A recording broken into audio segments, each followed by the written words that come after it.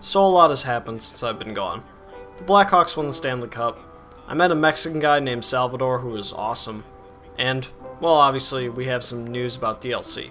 Oh yeah, and I upgraded my PC, but I'll talk about that later in a different setup video that is coming your way pretty soon, so yeah, look forward to that. But let's talk about Battlefield 4 DLC, because obviously you guys are probably interested, your ears perked up, you're like, what? You know about this? Tell me more. So I will. So what I've got to tell you guys is just some polling that's been going on around with Battlefield 3 and Reddit and YouTube, and basically a lot of DICE developers have been doing some polling on what were most people's favorite Battlefield 3 maps and what would they maybe like to see remastered in the Battlefield 4 game. So basically what they're hinting at is they're kind of going to be doing the same thing that they did with the Back to Karkin expansion pack. So basically where they took Battlefield 2 maps, remastered them with a new engine, and chucked them in Battlefield 3 as a standalone DLC. Basically, DICE is wanting to do that again, or maybe EA, you know, they may be controlling basically what DICE is doing. They may be wanting, obviously, to grub some more money out of us. So, yeah, basically, DICE has been polling around asking, hey, what was your favorite Battlefield 3 maps? And from preliminary polling, it shows that Caspian Border, Operation Metro, Epicenter, and I believe Grand Bazaar are the 4 top favorite maps for Battlefield 3. So in all likelihood, we're probably going to see those maps remastered in the Frostbite 3 engine and then thrown into the Battlefield 4 game in the form of the second Assault DLC, which is probably going to be the second DLC that comes after the China Rising DLC, which obviously is going to be featuring maps that are in China. And yeah, basically it's described as open Chinese landscape, so you can assume probably lots of open rice paddies and massive landscapes and 64-player goodness. So yeah, probably China Rising is going to be some epic new maps, and then Second Assault DLC will probably be remastered maps from Battlefield 3. Now, how do you guys feel about that? Because personally I was kind of thinking about it, and I'm not too much of a fan about the whole remastering thing.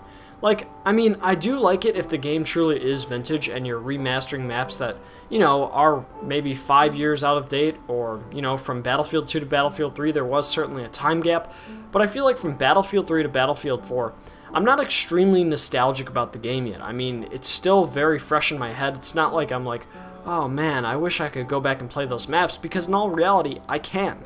I can hop on a Battlefield 3 server even when Battlefield 4 launches and go play those maps. And in all honesty, the graphical leap from Battlefield 3 to Battlefield 4 is nowhere near the graphical leap between Battlefield 2 and 3. So I don't know how you guys feel about this, because to be honest, Frostbite 2 to Frostbite 3 really isn't that much of a difference. They're adding some more particle effects and they're really honing it up, but it really could just be called Frostbite 2.5, because in reality that's what it is.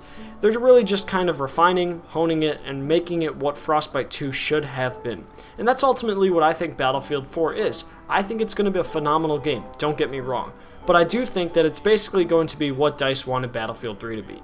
Really, you have to realize they were experimenting with an engine at the time, and sorry for that vocal stutter, but you do have to realize that, obviously I haven't had a commentary in a little over a week, so yeah, I'm getting back into the swing of things. But yeah, as far as that goes, Battlefield 4 is running on a new engine, but really not running on a new engine, because DICE was experimenting with Battlefield 3 and the Frostbite 2 engine when it was being developed, and now it seems they kind of have a grapple on, you know, how powerful it is and what they can do with it. And yeah, now they've really honed up the engine even more. EA wants to slap a new title on it, calling it Frostbite 3, and boom shakalaka, you have a new engine.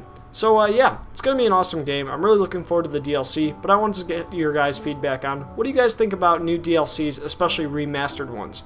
Because, you know, obviously there is a lot of controversy over, well, hey, should there be new DLCs offered for a game before it's even released?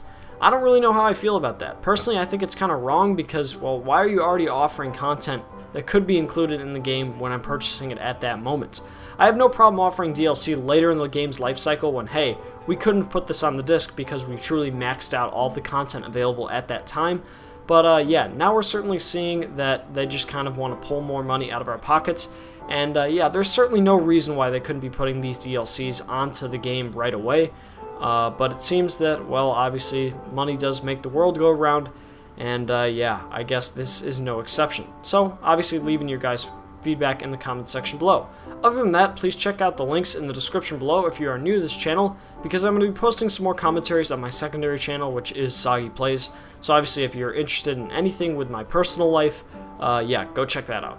Obviously, I am going to be doing a setup video because I didn't mention that earlier in this video. So, yeah, expect just some real life goodness where, you know, you can see what I look like, you can see what my setup looks like, because I have been upgrading and changing my PC quite a bit, and I'm really looking forward to sharing that with you guys. But, yeah, right now I have to wait for a few more PC parts to come in, and I have to install all those.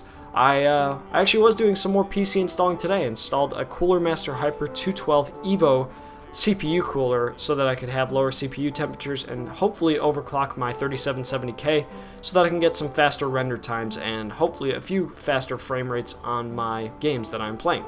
So yeah, obviously check all the links in the description below because I posted pictures from Mexico, so you go check that out. And yeah, other than that, life's been going good, and I hope your life has been going good as well. So, sorry for this rusty commentary, guys, but I had to get back into it, and I really wanted to just share this quick little DLC video with you guys. If you guys want more information on DLC, I'll leave a link to the article in the description below. And, yeah, other than that, leave a like on this video and leave a comment giving me your guys' feedback. So, once again, guys, I hope you enjoyed. Thanks for watching, and I'll see you guys later. Bye.